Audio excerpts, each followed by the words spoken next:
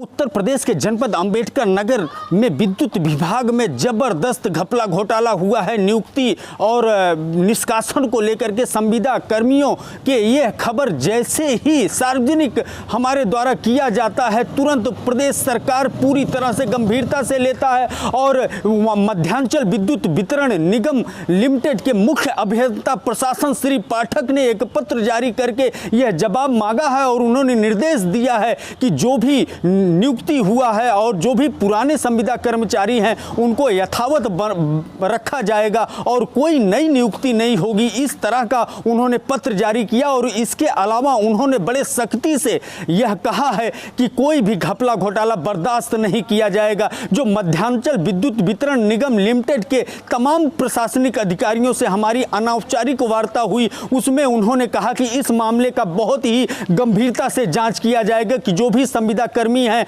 उनका ना तो निष्कासन बर्दाश्त किया जाएगा और ना ही नई नियुक्ति तब तक बर्दाश्त की जाएगी जब तक नया स्थान सृजित नहीं होता है। जैसे ही यह सार्वजनिक खबर होता है, यह कंपनी जो आउटसोर्सिंग कंपनी है broadcast engineering consultant India limited करके, जिसको बेसिल नाम से जाना जाता है, यह आउटसोर्सिंग कंपनी अपने घपला घोटाले पर पर्दा डालने के लिए, अपने बचाव के लिए और विद्युत विभाग के तमाम जिला स्तरीय अधिकारी अपने गिरेवान को बचाने के लिए एक नया खेल चालू कर दिए हैं कि एक शपथ पत्र तैयार किया गया है। उस शपथ पत्र में यह लिखा गया है कि जो भी अभी तक घपला घोटाला हुआ है उसमें हमारा कोई लेना देना नहीं है।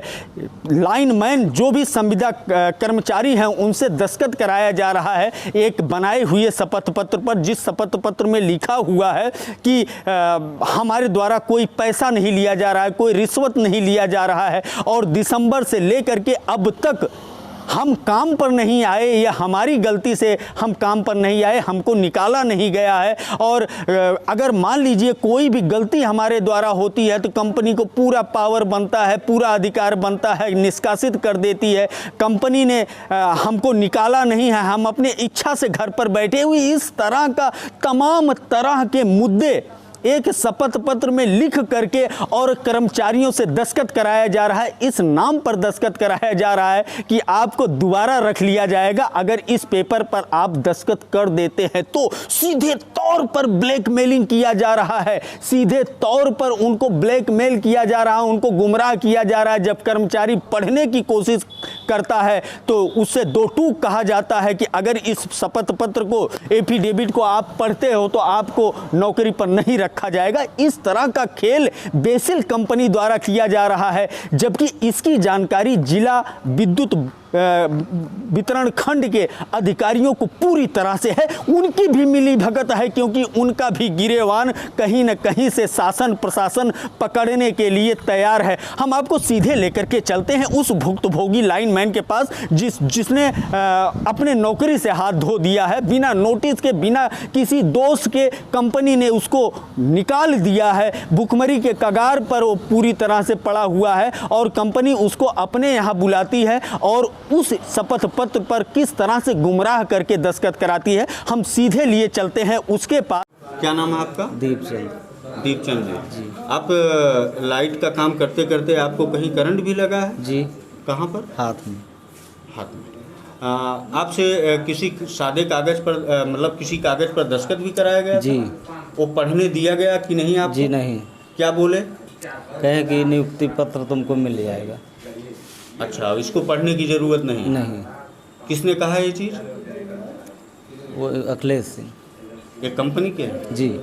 ने सुना लाइनमैन दीपचंद ने किस तरह से बताया कि सोनू और अखिलेश सिंह ने हमको गुमराह करके दस्तखत कराया और मरता क्या न करता पेट के लिए हमने हस्ताक्षर कर दिया। अब किन किन कागजों पर दस्तखत कराया गया ये वही जाने। इसके अलावा तमाम लाइनमैनों ने बताया कि यहाँ के अधीक्षण अभियंता के सामने उनके टेबल पर तमाम तरह के एफिडेविट पर दस्तखत कराया जा रहा है। यह जानकारी जैसे कर्मचारी यूनियन को होता है, तुरंत कर्मचारी यूनियन के जो नेता है आरपी ओझा ने हमको बताया। क्या बताया आरपी ओझा ने? सीधे आरोप लगाया अधीक्षण अभियंता पर कि अपना गिरेवान बचाने के लिए अधीक्षण अभियंता दस्तखत करा रहे हैं कर्मचारियों से। 15 कर्मचारी एसी साहब के पास पहुंचे हुए थे, वहां साइन कराया जा रहा था। उस पेपर को हमने देखा तो था कि बेसिल कंपनी जो है दिसंबर में आई है और आज तक उन सभी कर्मचारियों को कोई वेतन आज तक दिया नहीं, न उनकी नियुक्ति की गई। और एसी साहब महोदय के सामने ही उनकी मेज पे रही ये साइन कराई जा रही थी। क्या लाइनमैन पढ़ते थे उसको? नहीं, उनको पढ़ने नहीं दिया गया। एसी साहब उसको पढ़ने नहीं दिया, न बेसिल कंपनी के सुपरवाइजर द्वारा पढ़ाया गया। उनको पढ़ने नहीं दिए किसी भी कर्मचारियों को, उनको बाहर कर दिया गया। कहा कि जाइए आप लोगों की नियुक्ति हो जाएगी। एसी साहब ऐसा क्यों कर रहे हैं? एसी साहब अपनी बचत के लिए कर रहे हैं, कंपनी अपनी बचत के लिए कर रही है।